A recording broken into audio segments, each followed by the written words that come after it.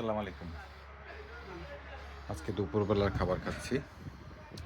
এখানে বাঁশকরল, এটা চিংড়ি মাছ দিয়ে রান্না করছে।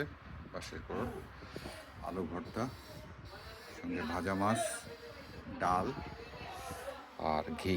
আজান ফুডসের খাবারটা খাই। সবাই ভালো থাকেন। প্রথমে একটু ঘি দিয়ে নিই। আসলে ঘি দিয়ে আমার ভাত খেতে, সঙ্গে যদি একটু আলু ভর্তা থাকে, বিসমিল্লাহ, দারুণ। একটু আলু ভর্তা নিলাম, একটু ঘি নিই।